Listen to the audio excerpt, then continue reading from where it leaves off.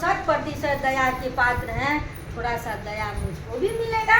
तो साहब तो कह रहे हैं कि शिव ऐसे गुरु हैं, जैसे गुलाब का फूल आप ले लीजिए और बहुत उसको जी भर के मसल के फेंक दीजिए, लेकिन उठा के सूंघिए तो वो खुशबू ही ना।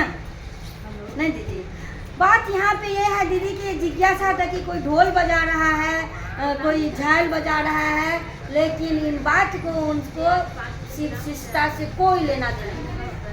हम लोगों का नियत, हम लोगों का नियत, हम लोगों की चाहत क्या है ये महादेव ही जानते हैं। दया किस भाव से मांगते हैं ये हमारा आपका चाहत पे निर्भर करता है।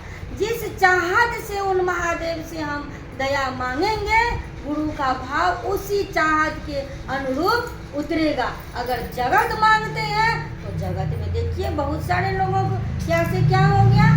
अगर महादेव को मांगते हैं तब तो भाई महादेव शून्य हैं, उनको कोई इच्छा नहीं है। तो हमको आपको जगत में बहुत सारा प्रताड़ना झेल के शिष्य बनना है, तो हर बाधा पार करना है ना। अब ये नहीं है कि हमको कोई कुछ बोल दिया हम उसको एकदम तमतमा गए। क्यों भाई, हमको जितना समझ है तो हम अपनी कोशिश करेंगे ना कि आपके दिन में वो महादेव उतरे हैं।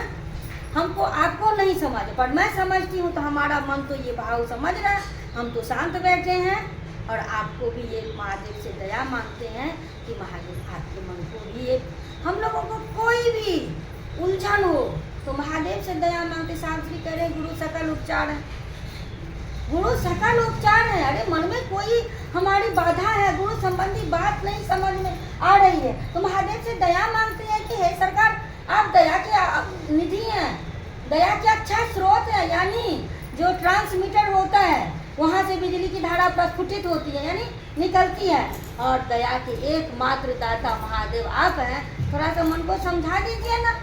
अब देखिए कैसे ना हमारे आपके माध्यम से किसी न किसी रूप में महादेव समझा देंगे। तो हम लोगों को एक मत से इस बात को मानना पड़ेगा कि साहब श्री जो महादेव हम लोगों को दिए हैं, इससे हम लोगों के जीवन में दशा और दिशा दोनों में परिवर्तन हो रहा है। शिव गुरु चेतना के परिमार्जन कर रहे हैं, सब कुछ में बदलाव आ रहा है, मन ठहर रहा है। जैसे अंगुलीमाल डाकू को बुद्ध भगवान बोले ना कि मैं तो ठहर गया, तुम कब ठहरोगे। एक ही प्रश्न था ना। वो जैसे ही बोला कि ठहरो ठहरो ठहरो, और महात्मा बुद्ध ठहर गए। उसने जंगल से आया और आते रास्ते में आ रहा है और सोच रहा है कि आज तक मुझको किसी व्यक्ति ऐसा मिला ही नहीं कि जिसको मैं बोला कि ठहरो उसने कांपता नहीं हो, थरथराता नहीं हो। इसने आज पहली बार मुझको मिला है कि एकदम निर्भीक खड़ा है। और जब सामने में आया तो बोला कि मैं तो ठहर गया हूँ, तुम कब ठहरोगे। एक ही शब्द बोले और उसका जीवन का परिमार्जन हो गया। उनको बोले, भगवान बुद्ध बोले कि तुमने आज तक इतने सारे काम किया हो, एक मेरा काम कर दो। बोले क्या बताइए। एक जंगल से पत्ता तोड़ के लाओ, झट पत्ता तोड़ के लाया। उसको बोले कि फिर उसमें जोड़ दो। अब वो चुप सन रह गया। तो जिनको तुम जीवन दे नहीं सकते तो जीवन लेने का अधिकार तुमको किसने दिया।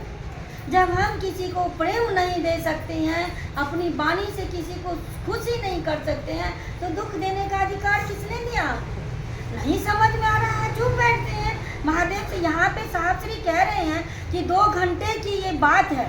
मान लीजिए 2 घंटा नहीं भी हो, 1 घंटा हो, 10 मिनट हो, लेकिन 10 मिनट ही मेरा मन महादेव को इस भाव से याद करे कि सरकार शून्य है हम, और जैसे आप हैं आपका आचरण मेरे अंदर नहीं है।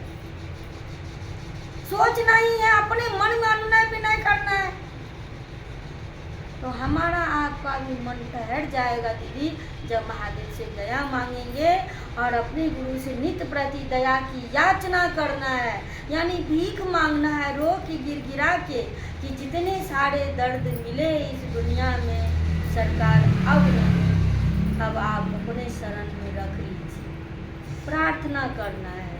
जिसके भरोसे हम रहते हैं वो हमारा आपका सबसे बड़ा भूल है। और महादेव महादेव करने की आदत जो साहब दीदी की दया हुई है, जो करने लगे हैं, इससे धीरे धीरे बहुत कुछ मन समझ जाएगा। तो हम लोगों को साहब से बहुत बड़ा उपकार है और बहुत सारे गुरु बहन हैं सब। दीदी ये बुक दिखाइए थोड़ा, ये नहीं, ये इसका फोटो क्या है, बुक है आओ चले, आओ चले ना, आओ चले से तो ये किसने लिखा है, साहब भैया ने? साहब से। अच्छा, ठीक है, बहुत अच्छा आपने बताया।